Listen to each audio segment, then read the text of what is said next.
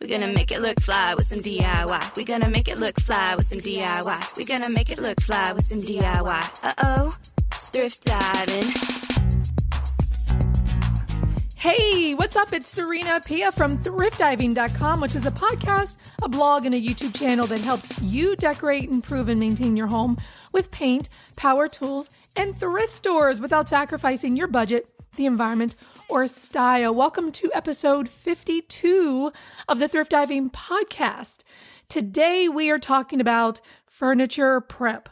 That's right. I looked at some of the data from the survey that we did recently, and there were, well, I say lots, but of the little sample size that I looked at, there were many people who said, I'm not sure how to prep my furniture before I get started with painting. And I think if you know how to prep it, it's going to be, well, I would say a little bit easier for you to get started. That's probably one of the reasons why people have so much trouble getting started. So we're going to talk about that today. Let's jump right into it because I've got a packed day with other things I'm doing in the shed. And I will update you on that towards the end of the episode, so keep listening if you want to know what's going on with the she shed. All right, so let's jump right into it. So as I was looking through these comments and questions that people were answering about what's your biggest struggle when it comes to painting furniture, there were several people that said, I just don't know how to prep it. I don't know how to get started with that. So I started jotting down some notes and I thought, okay, when I'm prepping a piece of furniture, what are the things that I do? And it really boils down to, I would say, 4 things that I do: cleaning, inspecting, repairing, and then testing. So we're going to go through each of those categories. I'm going to tell you the tools, materials that I use for each of those stages. And then hopefully, if you're a complete newbie, I know how you're motivated to get started, but it's like, I don't know what to do. Hopefully, after you listen to this episode, you're going to feel like you've got a better grasp on what to do when you actually find a piece.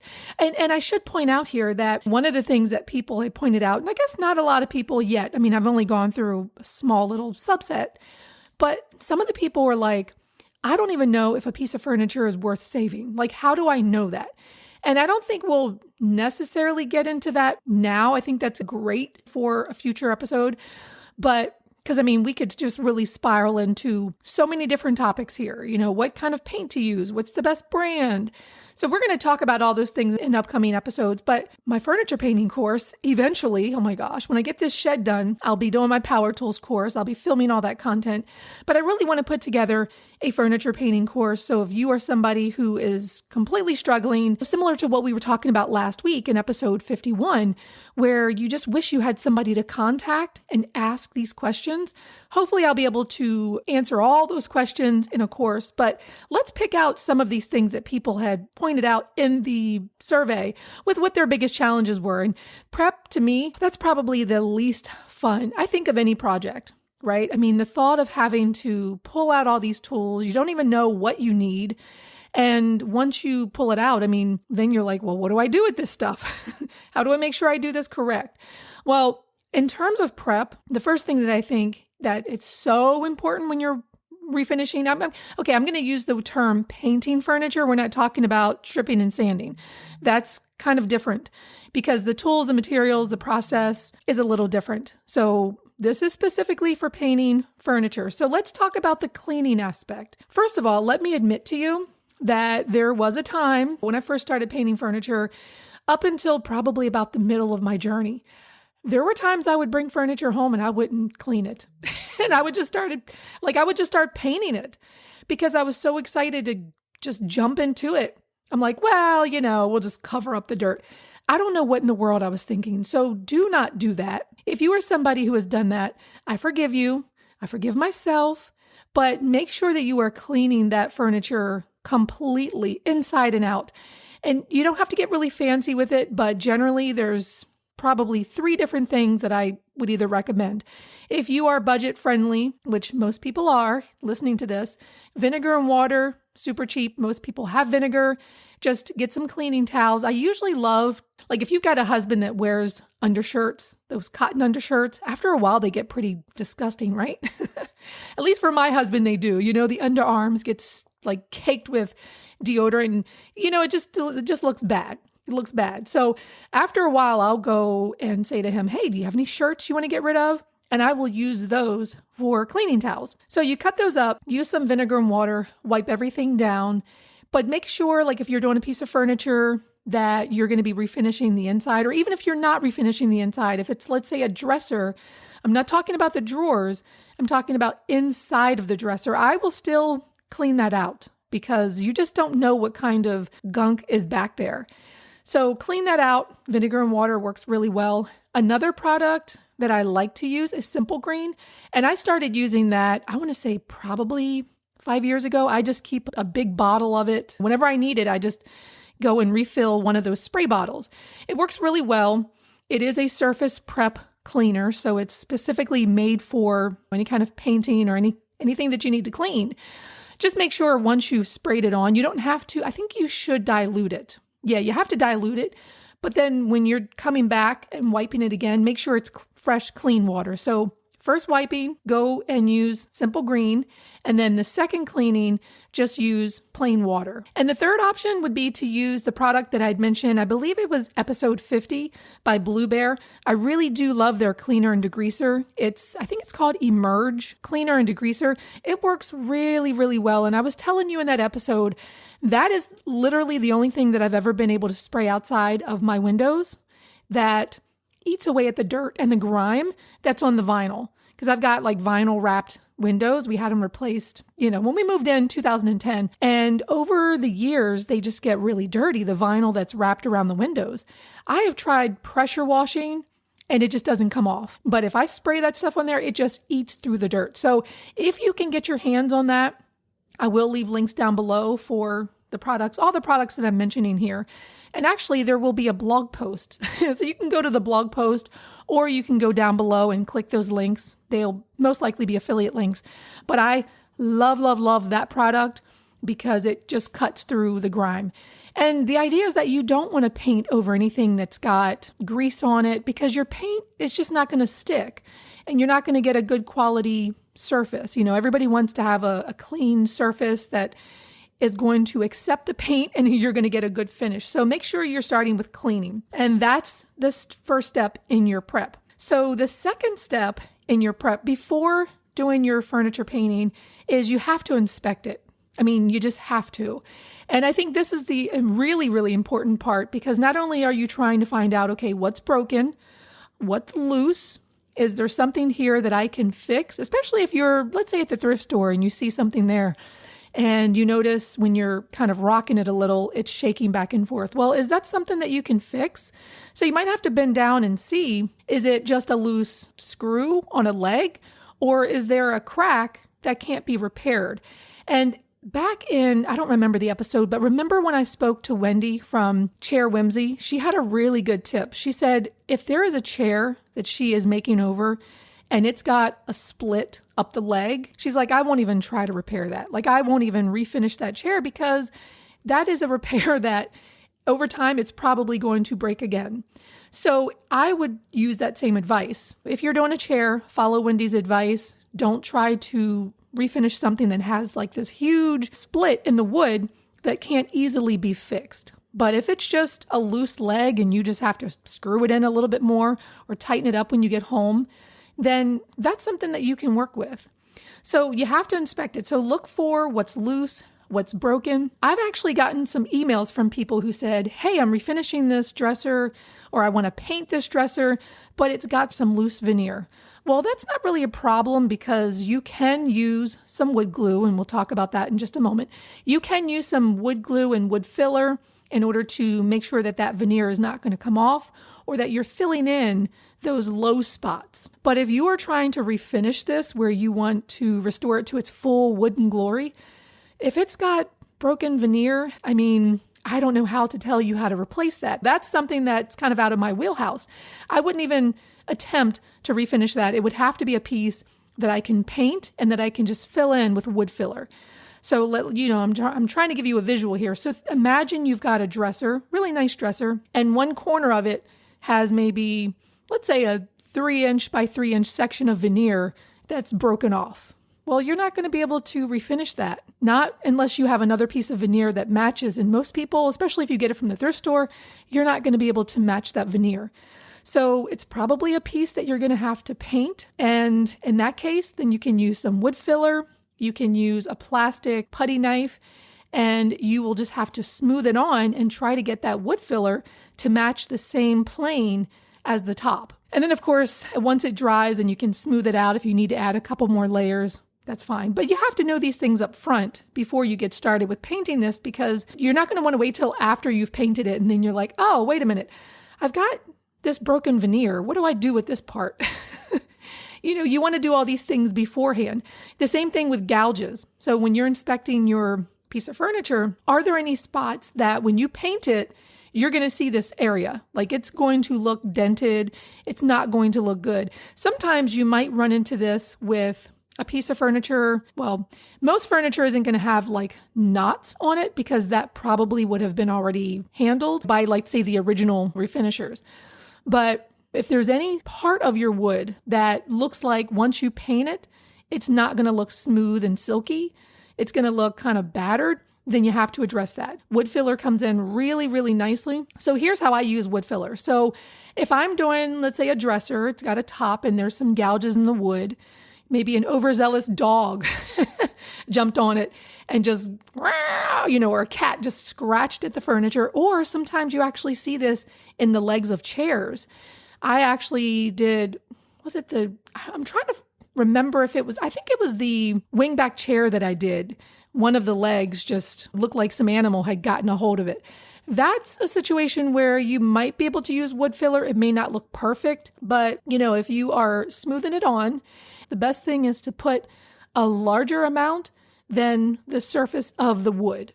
And the reason why is because you're going to use some fine sandpaper, and you're going to, once it's dry, you're going to smooth that down, and you want it to feel, when you're running your hand over it, you want it to feel smooth so that you can't even tell where that wood filler is. So that's one of the prep things that you would have to do. If there's gouges, if there are nicks or things that are going to make the surface look bumpy and just not good. So there is some prep work that you may have to do. You also want to look for bugs. Now, this is part of the cleaning/inspection, especially if you are doing a dresser or some place where there's a lot of little hidey holes inside.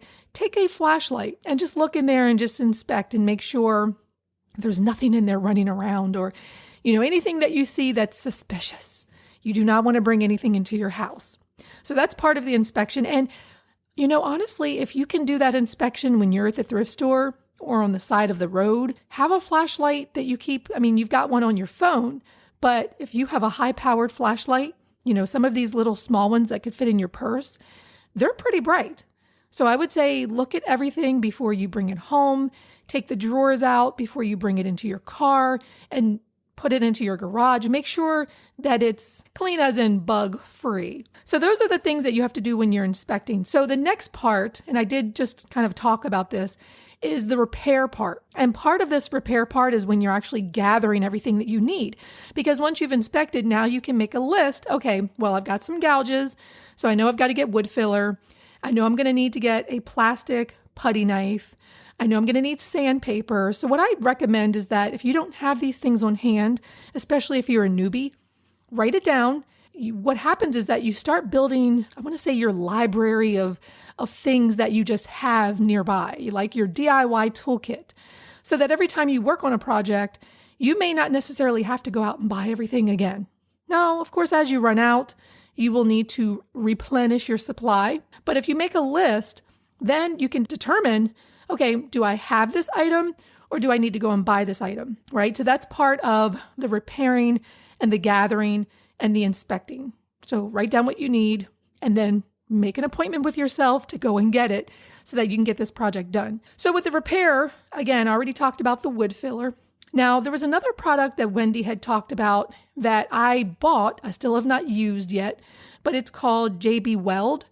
She loves this much more than wood glue, because she said it just holds better over time.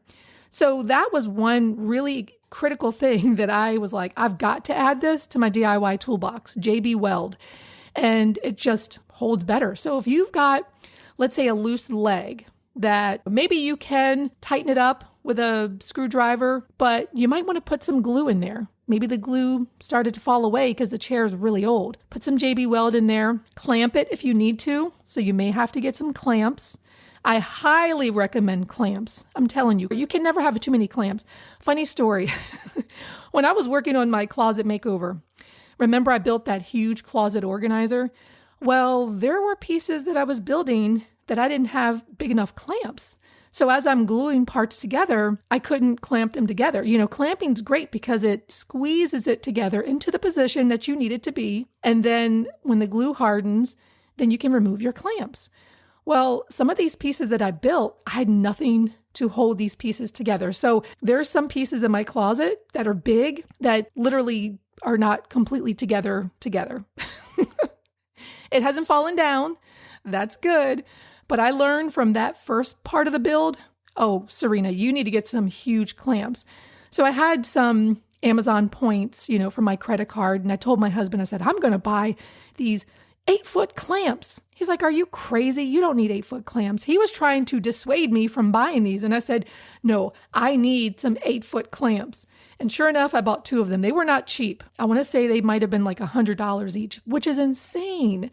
But I can tell you that I did use them for the very next build that I did. So it comes in handy to have clamps. Now, you don't have to go and buy huge 8-foot clamps, but as you start to build your DIY library, make sure that you have a variety of sizes. Small clamps are good for clamping things to your table when you're putting things together, but also when you're trying to fit things together, like keeping a chair leg on while you're letting the JB Weld dry. How are you going to hold that in place? You want to get some clamps. Now, you might have some things around the house like dumbbells or things to put some weight and pressure. But, as a DIYer, I just highly recommend that you invest in some clamps and don't feel that you can never have too many because you can't. All right. So that's part of the repairing. And I think for the most part, in terms of tools so far that we've talked about, let me back up a little bit. So the cleaner, you're going to need some vinegar or simple green, or you're going to need that cleaner and degreaser that I mentioned from Blue Bear. But don't forget, you're going to need some of the towels, the lint-free towels. Again, use your spouse's t-shirts or use your own t-shirts, and gloves. You always have to use gloves. You don't want to get your hands dirty. But also, you'll need the flashlight, get the wood filler, and I don't think there's any particular brand. I think the Elmer's brand is pretty good for the wood filler. But you can also use JB Weld in place of wood glue. I also recommend getting some wood glue because there's times when you would want to use wood glue. If you're building something and not necessarily doing a repair on a chair, wood glue is fine. And actually, let me tell you, wood glue is so strong. I learned this in carpentry. The teacher was telling me that wood glue is so strong that if you tried to, let's say you glued together 2 pieces of wood and you tried to separate them, you're more likely to break the wood first than you are the wood glue, like the wood glue section. And that's true because I've actually wood glued something, then later came back and I'm like, oh, shoot. And it was already dry and the wood broke versus the part that was actually wood glued. But still, wood glue's good, but get JB Weld. So if you're making some repairs to furniture, you can do that as well. All right, but you're also going to need, as I mentioned, the plastic putty knife. And don't forget dust masks and glasses and fine sandpaper. Now, I would say, sandpaper is another thing that you're going to use no matter what your project. So I would recommend getting some 80 grit sandpaper. That's that's a very rough sandpaper. So if you're going to be doing in the future some refinishing and you don't want to use paint stripper, you can use on an orbital sander, like an 80 grit sandpaper to remove all that old finish. But get a variety of grits, like 80 grit, which is very rough, to a 100, a 150. And then by the time you're getting to 220, that's a very fine, smooth sandpaper. And they have sandpapers that are even smoother than that, that you would use in between your finishing. So, I think there's sandpapers that go up to probably 6,000. That's how super, super fine it is. But anyway, in terms of your DIY toolkit, get some 80 grit, 100, 150, 220. Those are usually pretty good. And I think there's a 180 in there too. So 150, 180 is pretty good. And you can use those as you're making your repair with the wood filler and you want to sand it down and make sure that it's nice and smooth. And if you have to do multiple coats of the wood filler to get it to that smoothness of whatever it is you're trying to fill, that's fine. Just let it thoroughly dry before you add another coat of the wood filler. All right, so that's the repairing and gathering. And the next part is the testing. This is a really interesting phase of the prep work that you have to do because some furniture, some woods have something called tannins. And I'm pretty sure we've talked about these before. I've always known them to be like the stain that's in wood. It's like the natural stain that's just in wood. But, I had to get a better definition online before I started recording this. And how it was described is a brown or tannish discoloration that can occur on the paint surface, right? Some of you who've already been involved in furniture painting, you know that telltale sign of tannins in the furniture bleeding through. Oh, it's a nightmare. So that first coat of paint, and this is usually something that comes up in, number one, certain types of wood, and when you're using a light colored paint on those pieces of wood. So you put this, let's say you're doing like a nice white coat of paint on this mahogany desk, and you're like, this is going to look so fabulous. And then next thing you know, you come back out, let's say into the garage, and it's blotchy. It's got red, pink patches everywhere. And you're like, oh my gosh, what just happened here? Well, what that is that those tannins that are inside, it's how they describe them is water-soluble extractives. I don't know what in the heck that means, but basically it's something inside of the wood that's naturally occurring and it's coming out and it's permeating into your paint. And let me tell you, no matter how many coats of paint that you put on that wood, it's going to keep coming through. So what you have to do at this point is, first of all, you have to know, is your piece of wood a piece that is going to bleed? So if you're trying to paint something that's, let's say, redwood or cedar, mahogany is a huge one, or something that has knots in it, a wood that has knots, those are usually the ones that are going to bleed through. So what you need to do in that case is you have to test. You can do a small little inconspicuous area on the back of the table or whatever it is that you're painting, and just give it a little bit of time to dry, and then if you see that there's some color coming through, then that means you're going to have to use a stain blocking primer. So when people say, well, do you have to prime your furniture first? You're going to, if you try to Google that, you're going to hear so many people say, no, you don't have to prime. Well, that's not always the case, because if you have a piece that is like this, where it is starting to bleed through your light white colored paint, you are going to have to prime with something. So there's a couple options here. So after you test, if you find, okay, these tannins are bleeding through, then you're going to want to put either a coat of primer, and the best primer for that is, from my experience, has been Kills. Now, they do make an oil-based spray, and I believe you can get it in a can as well. So you're going to have to do 1 or 2 coats. And usually what's recommended is after you do 1 coat, let that dry and then try some of your paint, your normal regular white furniture paint that you picked out. Try some of that over top of the Kills to see then if that's good enough. If you don't see any more bleeding through, then you're good to go. You can paint and you're not going to have that problem. But if you still see it coming through, then you're going to want to do another coat. So you might have to do 2 coats of an oil-based spray or wipe on with a brush primer. Kills. Very, very good. It works very well. Oh, by the way, Kills also works well with silicone. You can't paint over silicone. So back when I was painting I say painting, but it was like a 2-part epoxy kit that I was using to paint my shower. The people who made the product, I was collaborating with them. Some of it was sponsored work. And they told me, they said, hey, when you're removing those shower doors, if you notice that there's any silicone on the edge, from the caulking, then you're going to have to use some spray primer from Kills, oil-based, in order to block that. And then you can paint over that section. And sure enough, as I was cleaning that section, because there was clearly some silicone caulking there, I instantly knew, okay, I'm going to have to spray this with some Kills oil-based primer in order to refinish this. So if you're painting anything and you notice, and you'll actually see this sometimes, and even though you've cleaned your furniture, you may not even, I don't know, if there's like some sort of silicone on your wood, for whatever reason, you may not even see it, but the surface knows it's there.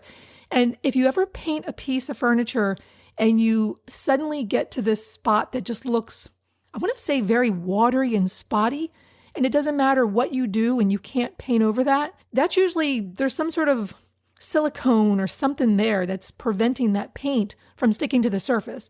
So if that's the case, then definitely have a can of this Kills oil-based spray primer. And once it dries, you should be good to go. That spot should not cause any problem. And this was also something else that I used this product for.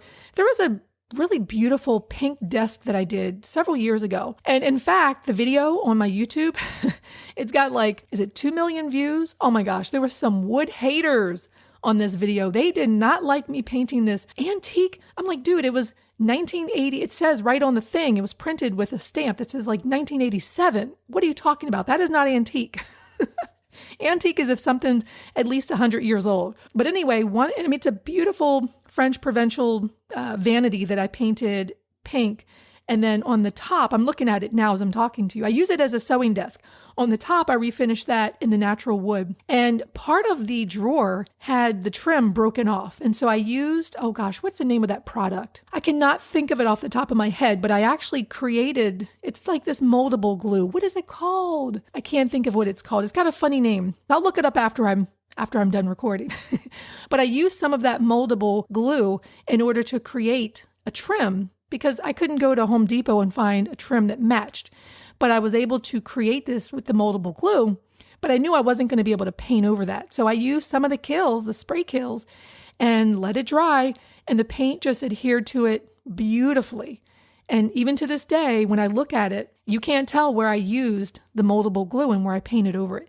So this Kills works so well just to prep that surface for whatever paint you're putting on there, whatever furniture paint you're using, it will look good. Now, there's another product that you can use too, and I believe this is a shellac. Shellac works very well. I think I've even used sanding sealer. There's a shellac sanding sealer, but when something is bleeding through, basically you just have to create a barrier so that those tannins can't come up through whatever it is that you're trying to put on there. So the Kills spray primer or the wipe-on oil-based primer works very well as shellac. And that's just a clear coat that you would brush on. And we actually did that. A friend of mine, Jody, came over years ago and she was painting this, I don't even know what it was. She ended up turning it into a wine cabinet. It was something small. And as she's painting, the telltale sign of the tendons coming through, the bleeding through, we were like, oh gosh. So we actually used some of the shellac that I had on hand. And after that, it worked perfectly well. So you can paint over that. It will look pretty good. But again, do a test, make sure that one coat is going to be enough.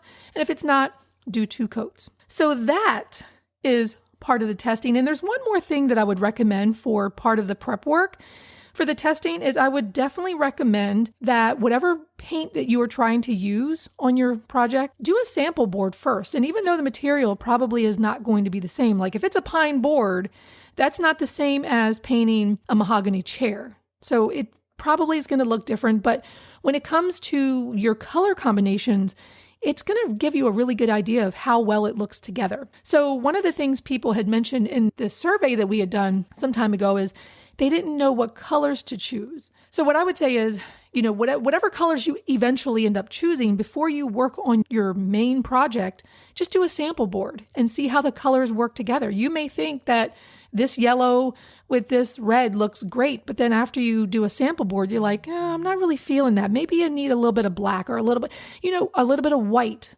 or maybe I can do a white accent. I'm telling you that the more prep that you do, the better. You're going to get better results. You're going to feel like you're making progress and that you're not going to have, I can't say you won't have any setbacks, because we know with every project, there's at least one setback. And if you don't have one setback, you're pretty lucky in that project. But the more that you can prep and foresee the tools that you're going to need, the materials that you're going to need, it helps things continue with less hiccups. Just imagine when you're doing the inspecting, right? For example, let me throw an example out to you. If you decide while you're inspecting and kind of running through your mind what you want to do. Okay, maybe this dresser has different handles that I don't like. These ones have one handle in the middle, for example. And I want to put some different handles that means I'm going to have to drill some holes. So you're going to need a drill bit. You're going to need probably some handles, right? So you've got to locate them. Do you need to get them from Home Depot, from Lowe's? Do you need to order them from Amazon? It's best to figure that stuff out early on when you're doing the cleaning and inspecting, because then when you're ready to get started, you already have your handles there. There's no need for you to stop and wait. Also, if you know that, okay, I'm putting on different handles, so I know I'm going to have to fill some of these existing holes, when you're doing your repairs, you can do that at that time. So what you would do is take some of that wood filler and you would fill up those existing holes. And again, make sure that you're making the mound of wood filler higher than the surface plane of the wood, because as it dries, then you'll be sanding that smooth and get a nice finish. So that's all the things that you have to do and to know before you get started. And I think what happens sometimes is that people don't know what they want to do with a project, so they just get started and the ideas come to them later when they're working on the project. That happens to me all the time, like literally all the time. But then you have to like order things. I mean, good example, 2 weeks ago when I decided, I want to put in soffit vents. If I had recognized that my shed was going to need soffit vents, I could have ordered those, a few weeks in the past, and they would have been here, so I wouldn't have had much of a delay. Some of that, I don't know if you can really predict, because sometimes you don't know what you don't know. But if you can predict up front what you're going to need, then it just helps you to save time and, it limits your frustration, because, come on, we know how frustrating it is when you're in the middle of a project and now you have to wait 3 days, sometimes a week, depending on where you live, what you're ordering, whether you have Amazon Prime or not, to get those materials. And sometimes by the time they come, you've already lost interest. You're like, I'm moving on to this other thing. And now you have this project in the corner of your room and you got the thing that you were waiting on, but now you just don't have any motivation. So if you can identify some of those things up front through careful planning, then you save yourself a lot of time. And I think if you just write things down and just think through the project, I think it does a couple of things. Again, make sure that you're ordering what you need to order, but it also helps you to identify any hiccups that you might have. And it makes it easier to continue because now you have a checklist and you have something to consult.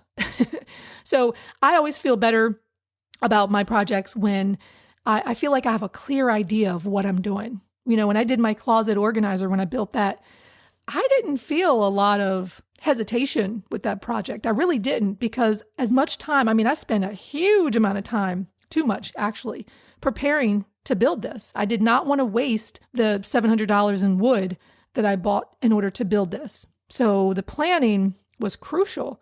And I think if you spend just a little bit more time planning instead of jumping in, don't feel guilty for spending more time planning. You will know what you need and you will limit your frustrations with that project. And if it does come up, then you've learned something. If something comes up that you didn't anticipate, you learn something for the next project.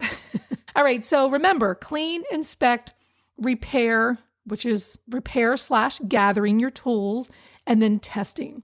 And that's it. That's the prep work. So in a future episode, maybe we'll talk more about how to get a smooth finish and, understanding top coats a little bit more. I think we already did top coats. If we did, I'll leave the link down below. Sometimes I forget what we've talked about. We're already at like episode 51, or is this 52? 52!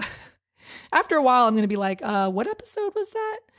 We're on 300. So this, we're going to get there. We're going to get to 300. Anyway, thank you so much for joining me. Next week, we will talk about something else that will help you with your projects. But before I go, let me tell you about the shed. I'll give you a little shed update. Oh my gosh, I'm so excited. I started drilling the 2-inch soffit vents. If you remember from last week or so, I was very confused about what to do in my shed with the ventilation. And finally, I decided, you know what? The 2-inch soffit vents are what I need. And so I drilled them. I was a little afraid of drilling into my shed. What if something went wrong or if I made a mistake? but it looks pretty good. You can actually see a little clip of that on my Facebook Reels. I'll leave a link down below if you want to check that out. So what I've started doing this week is drilling some other holes in my shed. And you'll see that I'm going to probably put a small reel out for that. But my main goal is to try to get the ventilation into the shed, into the attic of the shed. And today I'm going to go back out there and try to install these black plastic things. They're called baffles. They're not easy to work with. Their sole job is to protect the airflow coming into the shed so that the insulation doesn't bump up against where the ventilation is coming in. Those things are a beast. I'm like, wait a minute. How am I supposed to put these in here? I know how to put them in there, but because my shed is not like a traditional house, there's not a lot of space to fit it in. So at this point, I'm just like sticking it up there and I'm stapling that thing into place, hoping that it looks good. And then I think I'll have to go back to Home Depot and get some spray foam, just a little cans, and spray foam any gaps where the air could be leaking out of. So we'll see. I mean, I am trying to be so productive this week. So I'm like, look, check this out. Today's Tuesday and I'm recording my podcast for Friday. See, check that out. Because normally it's like Friday afternoon and I'm trying to like get it out by Friday. But yeah, it's amazing let me tell you, it's amazing what you can achieve when you actually write it down and create a plan for yourself. That's what I did this week. I literally wrote a plan. Look, I'm going through my notebook as I'm talking to you. I literally created a plan of what I wanted to do on Monday, what I want to do today. When I saw on here that I had to record the podcast today, I was like, oh, I got to do that today. Can't I wait till Friday? But because I had already told myself, nope, Serena, you're going to record it today. Then yes, I'm doing it today. I also have to, what else do I have to do? So I have to try to get all the baffles up in the shed and insulate the ceiling, at least get started on that. But I also wrote down here that I want to go to the knitting store. I mean, that was not on my original plan, but I am itching to get started on a knitting project this week. I don't know, like I'm just itching to do it. How many of you are knitters? Do you love to knit? I started, when did I start? I think when my middle son, he's 12 now. When I was pregnant with him, I started knitting at that time and I loved it. But I go through these cycles where I make time for it and then I don't make time for it. And then I make time for it. So now I'm in that cycle of I want to make time for this. So anyway, that's what I have on my schedule for today. And I'm just going to invite you to make your own schedule. If you are tackling a project that you're not sure if you're going to have time to even do it or time to prep it, make a schedule and say, okay, today's Tuesday. I am going to clean my piece of furniture today. That's it. I'm not going to, make myself finish the entire piece today. I'm just going to clean it. And if you do that, then you can schedule for tomorrow. Okay, I'm going to fill all the gouges tomorrow. That's it. That's all I have time for. I'm going to fill the gouges and then I'll come back on Thursday to do the other part. So if you can break up your projects into small pieces, like how I'm breaking up the shed, you feel good at the end of the day because you actually got done what you said you did. You're not focusing on what you didn't get done. You're focusing on the fact that I said I was going to drill all the holes for my insulation today. Guess what? Or my ventilation. I got it done yesterday. And then I could relax and know that I did a job well done for yesterday. So anyway, just a few words of advice. I don't know if you're struggling like me sometimes to be productive, a schedule and planning really helps. All right, guys, that's what I got for you today. Come back next week. We're going to do something fun. Always do something fun here at Thrift Diving. If you're on Instagram, follow me at Thrift Diving. You can also find me on my YouTube channel, Thrift Diving. And I will see you next episode.